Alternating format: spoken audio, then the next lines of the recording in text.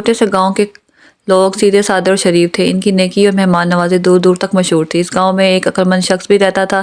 لوگ اس کی نصیحتیں سن تو لیتے تھے لیکن اس پر عمل نہیں کرتے تھے۔ ایک ٹھگ نے ان کے متعلق سنا تو اس گاؤں میں بڑی بری حالت میں پہنچا اور لوگوں کو اس حالت لٹ جانے کی جھوٹی داستان سنائی۔ ان لوگوں نے ہمدردی کرتے ہوئے اس کی خوب آؤبھگت کی اور رہنے کو ایک مکان میں انتظام کر دیا۔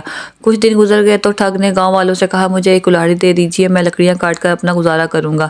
مجھے یہ اچھا نہیں لگتا کہ میں آپ لوگوں پر بوجھ بنا رہوں۔ لوگ خوشی خوشی راضی ہو گئے اور اسے ایک کلاڑی دے دی۔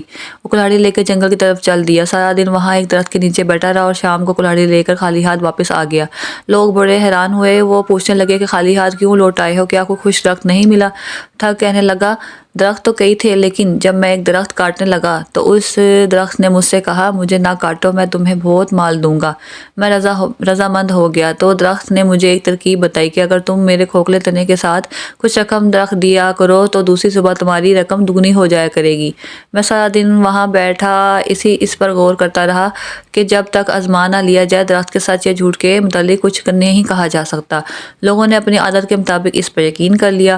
انہوں نے اس سے پوچھا، آزمایا کیوں نہیں؟ ٹھگ کہنے لگا، یہ تو آپ سب جانتے ہیں کہ میں ایک لٹا ہوا مسافر ہوں، بھلا میرے پاس رقم کہاں؟ آپ لوگ چونکہ میرے محسن ہیں اس لیے میں آپ کو یہ ترکیب بتا رہا ہوں تاکہ آپ کے احسانات کا بدلہ کچھ تو اتار سکوں۔ لوگوں نے اس کے خلوص کی تعریف کی اور اس ترکیب کو آزمانے کا فیصلہ کیا۔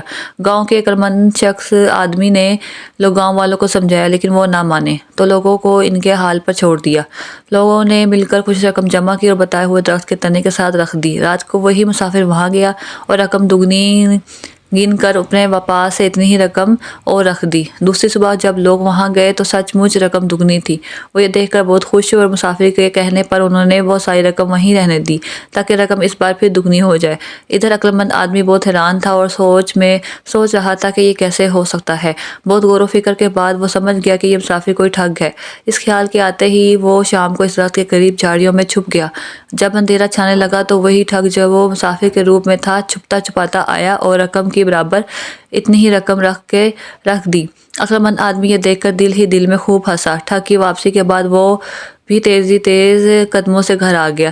دوسری صبح لوگوں نے وہاں پھر دگنی رقم پائی۔ اب تو انہیں یقین ہو گیا کہ یہ آدمی سچ کہہ رہا ہے اور یہ درخت ایک کراماتی درخت ہے۔ ٹھگ نے ان سے کہا کہ اگر آپ لوگ یہاں بہت سی دولت رکھ دیں تو دنیا کے سب سے امیر انسان بن جائیں گے۔ لوگ لالچ میں آ گئے اور شام تک پورے گاؤں کی دولت وہاں ڈھیر ہو گئی۔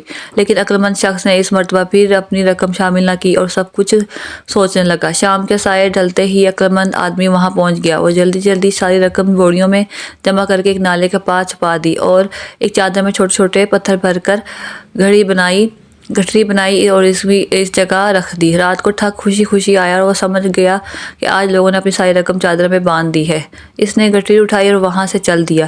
ادھر عقلمند شخص کو جب یقین ہو گیا کہ اب وہ دھوکے باز نہیں آئے گا تو وہ بھی گھر واپس لوٹ آیا۔ دوسری صبح جب لوگ خوشی خوشی وہاں پہنچے تو رقم سے غائب تھی۔ سب اپنے سر پیٹ کر رہ گئے اور ٹھگ کے ٹھکانے پر آئے لیکن وہاں بھی نہیں تھا۔ شام تک وہ ڈھونڈتے رہے لیکن وہ نہ ملا۔ ادھر ٹھگ ساری رات مسلسل چلتا رہا تاکہ گاؤں والوں کی پہنچ سے دور ہو جائے۔ کافی دور جا کر ایک جگہ رک کر جب اس نے گٹھری کھولی تو دیکھا کہ اس میں رقم کی بجائے پتھر تھے۔ وہ سرپٹاتا سے اندازہ ہو گیا کہ عقلمند شخص کو کسی نہ کسی طرح اس کی گٹھری کا اندازہ ہو گیا تھا۔ اس نے موقع کا فائدہ اٹھایا مگر وہ واپس جاتا تو لوگ اس کی بات پہ یقین نہ کرنے کے بجائے اس کی خود مرمت کرتے، لہٰذا اس نے بھاگ جانے پر ہی عافیت سمجھی۔ ادھر گاؤں میں جب لوگ کافی پریشان ہو چکے تو عقلمند آدمی نے انہیں سارا واقعہ بتایا اور ان کی وہ رقمیں بھی انہیں واپس کر دی جو دگنی ہو گئی تھیں۔